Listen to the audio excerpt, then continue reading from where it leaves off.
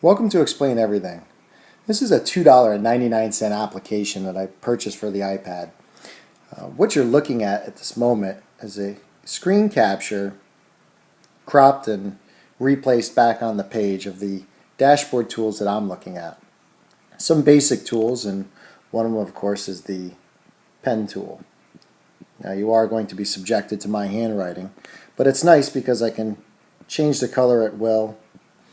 I can use the pointing tool to draw your attention to everything that I would like to explain. There's also a great voiceover editing tool that goes along with each slide. So you can pre-write everything, pre-import anything, and then you can just talk your way through it. I've already edited this screen several times. Like a lot of applications these days, the application used for you is limited by your imagination. Now, being a teacher of a very process-driven course, I'm using this to be able to take my lectures and put them in a video form so that students can stop me, pause me, replay me, and in an attempt to essentially flip the classroom. That's not the only application for this. After getting copyright permission from my wife, I've just brought in a little picture of our campsite up in Vermont. And you can do anything with this photo.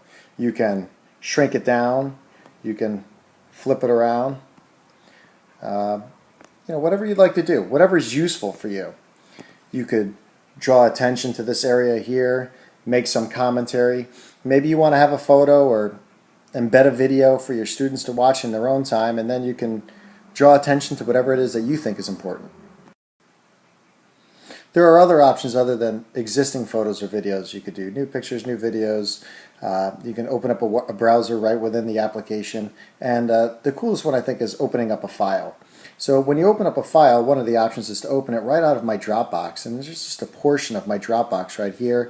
And I can go into these folders and extract one full file and drop it right onto one of the screens. Here's just a random file, but what you have to understand is that the whole file is there. It may not all fit on the screen, so you might have to move it around while you're talking, but again, students have this ability to watch this from home, and you can reference a file that perhaps they have access to, and you can highlight some key things and then move on from there. Perhaps the largest benefit of the application for me is the ability to take a problem and have the students press pause. Now, I would have them do this after having several slides of examples and notes, and then I give them a problem to work out on their own. I would ask them to press pause and then work out the problem.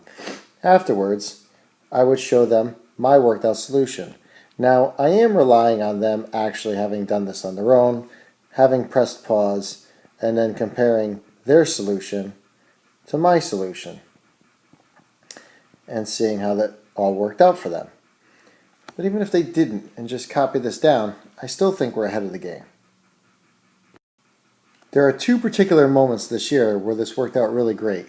One was when I had a student that was absent for 3 days, and she came in and said, "Mr. Brecklin, even though I missed 3 days of school, I watched the videos, I took the notes, and I don't feel like I missed 3 days of your class." The other was when I missed 3 days going to a NEASC visit, and my classes still moved on in spite of my absence. Maybe not perhaps in the most perfect sense of me being in the room, but it wasn't like I had missed 3 complete days of school. The uploading process to YouTube is seamless.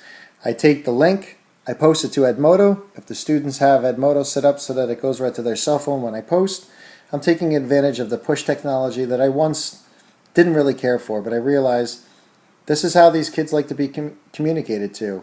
And it was successful, and I feel that it was worth my time. I was able to share these links with some of the other Algebra 2 teachers this year, and hopefully one lecture has been replicated to a lot of students, and there were a lot of hits. We moved the lecture section right up to the question part of the day, and we're able to get right into the homework in class. And I think for a lot of my level 2 students, it was helpful. They said it was helpful, and I believe it was. At the end of this year, I've had maybe a little bump, a little slight uptick in my exam results. Is it directly related to these videos? Who knows? But I do feel this is a step in the right direction. Hopefully this wasn't too painful to watch, and I wish everybody a nice, restful, happy, healthy, fun summer. Take it easy.